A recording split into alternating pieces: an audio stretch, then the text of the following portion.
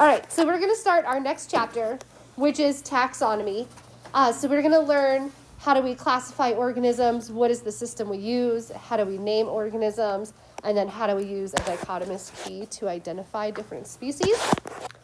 Just a reminder on the notes, you only need to write down those bolded words. So these first few slides, you won't need to write anything down, and then I'll let you know when to start writing. So if you take a look at the pictures up here, you should see like a really broad range of living organisms that we find on our planet. Okay, so if you look here, we have bacteria. On this side of the screen, I have lots of like plants and flowers. On this side, I have more animals. And by animals, we have anything from like a tiger to an insect. We have sea creatures. And so if you look at all the living things on our Earth, we have like a really wide range and a lot of diverse different organisms. So we need something to help us make sense out of the diversity of life we have on our planet. And so we know that there's somewhere between 3 and 30 million species on Earth. Okay. We don't know the exact number. About 2 million have been studied and described and characterized. Okay. So there's anywhere from at least 1 million out there. So anywhere from 1 million out there to up to like 28 million more species. So we need a way to describe them, to organize them, to classify them, to name them. So that's what brings us to taxonomy. So in order to study life, we need a way to classify and to organize living things. And when we talk about living things, we're talking anywhere from 3 to 30 million. Okay, so it's super important we have a nice like ordered classification system to use.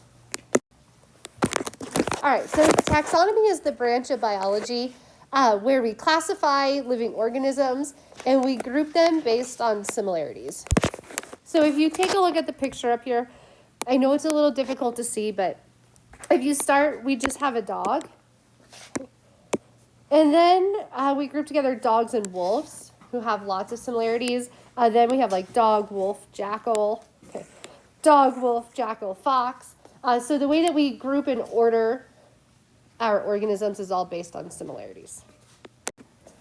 So when we classify organisms, we have these following levels of classification. Okay. So our broadest level is called a domain. And organisms are classified into a domain mainly by biochemical information.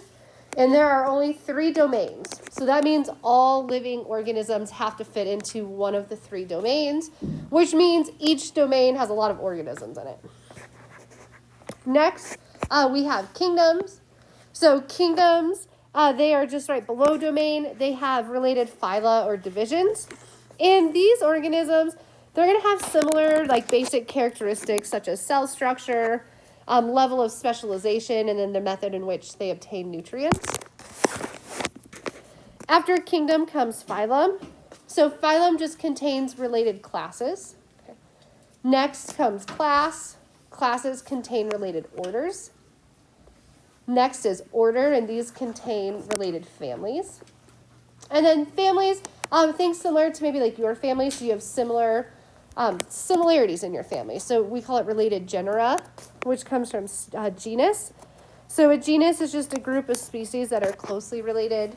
They share a common ancestor. And then finally, a species is like a named group of like specific organisms. So when we start out in our classification, domain is super broad. And as we work our way down to species, we narrow it down to just one single type of species.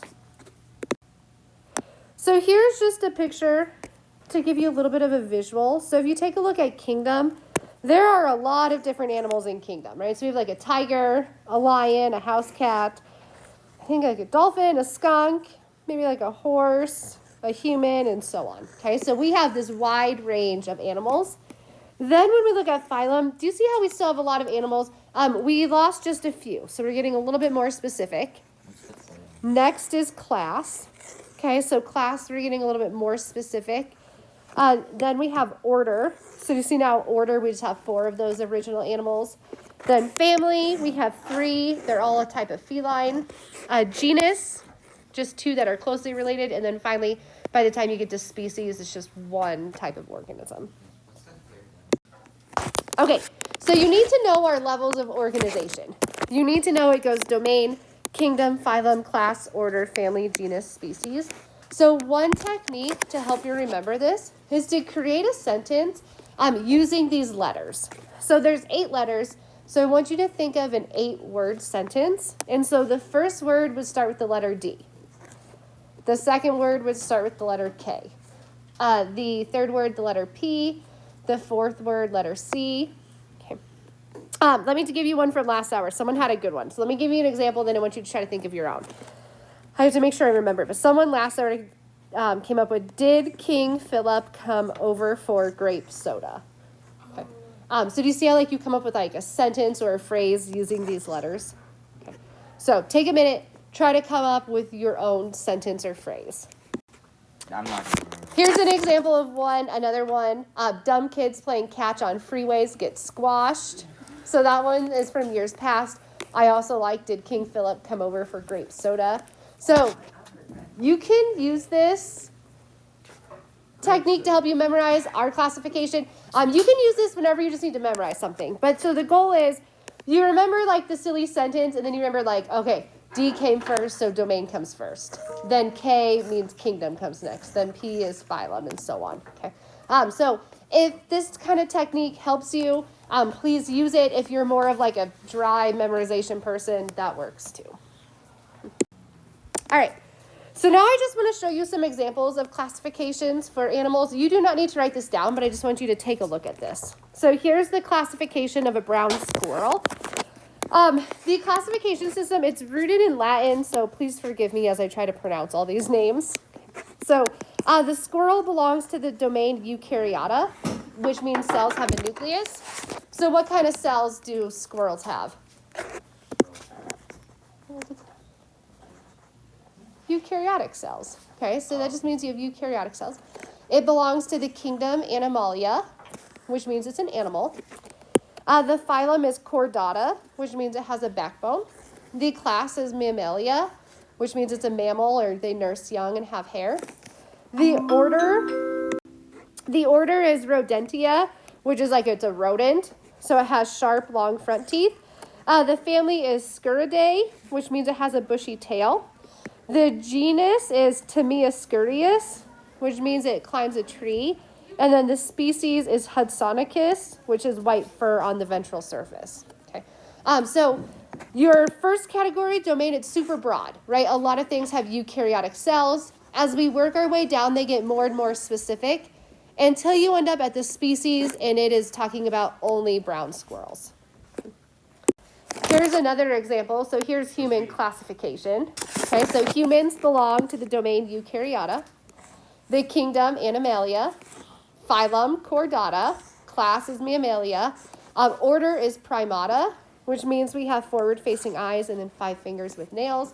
Our family is Hominidea, so no tail, 32 teeth. Genus is Homo, which is Latin for human, and then species is Sapiens.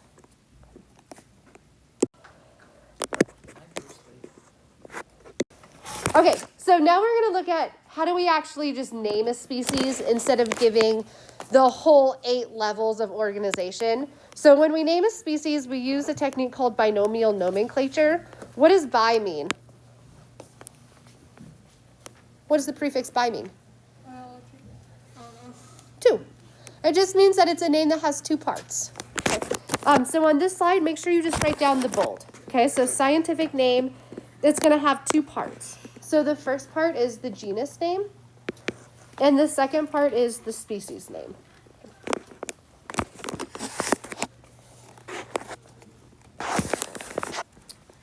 So when we name, the roots are always in Latin, which is the language of science. It also happens to be of education. And then why do you think we need to use a scientific name? Okay, be more specific. How about common names? Are common names, is it easy to tweak those a little bit? And in one place you might have one common name and somewhere else you might have a different common name. That's exactly why. So we use scientific names because common names vary. So for example, we have puma concolor. So in different places, in some places that's just called a puma. In other places it's called a mountain lion. In other places it's called a Florida panther. They're all talking about the exact same species. But do you see how it's confusing when like in one place it's a puma and then in another place it's a mountain lion? Yeah, it's confusing. How many of you have ever been somewhere it's like you have one street and it has multiple names? And it's hard to follow because you don't know which name like someone's talking about. So in science, the scientific community has agreed upon a certain naming system and certain rules. So when we name species, we all agree on how to name them. All right, I want to go over just a little bit more for rules. We don't have to write all of these down, but we're going to write some down, okay? So the name, it's genus and species. You should have already written that down so you don't have to rewrite it. But this one you do need to know. So when you write the words, they're either going to be italicized or underlined. You'll italicize them if you're typing. Okay, so if you type on the computer, you're going to italicize the word. If you are writing, you're going to underline them. And then you need to know when you write the genus, the first letter of the genus name is always capitalized. And then the species name is always all lowercase. Okay, so make sure you have those bullet points that I'm starring. Make sure you write that down. And then just one last thing I want to point out. Two different species cannot have the same scientific name.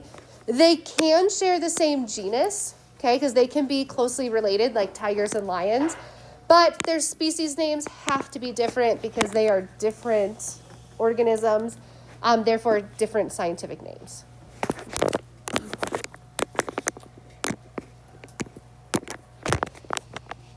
And then finally, I just want to show you how to abbreviate scientific names. And I'm going to use humans for example. So what's the scientific name for humans? Okay, so humans are Homo sapiens. So Homo is our genus, so I capitalized the H in Homo. Sapiens is our species, so I'm going to write all lowercase. And then I'm handwriting, so I'm going to underline it. So if you're going to write a scientific name, Homo sapiens would look like this. So if you're ever working on a worksheet or a paper, the very first time you use a scientific name, you have to write the full name out, just like this. Okay, so the first time you write out the whole name. Every time after that, you can abbreviate it. And the abbreviation is just the first letter of the genus and a period. And then you still have to write out the entire species. I was thinking species, so I was going to write species. All right, so then abbreviation is first letter of the genus, full species name. But make sure to use the full name one time before you start abbreviating it. Does that make sense? Homo means same, doesn't it? Homo means same in Greek. Yeah. In Latin, which this naming system is Latin, it means human. Okay. So here are just some examples of scientific names. Choose one of these to write down just to practice writing it. Pick whatever animal is your favorite. So the first one I have is Canis familiaris, which is your pet dog. Canis familiaris. A house cat is Felis domesticus. A tiger is Felis tigris. A grizzly bear is Ursus horribilis. And then the American bullfrog is Bufo americanus. So pick one of those. Practice writing. Make sure you know to capitalize the first letter of genus, lowercase and species. Underline if you're handwriting, italicize if you're typing.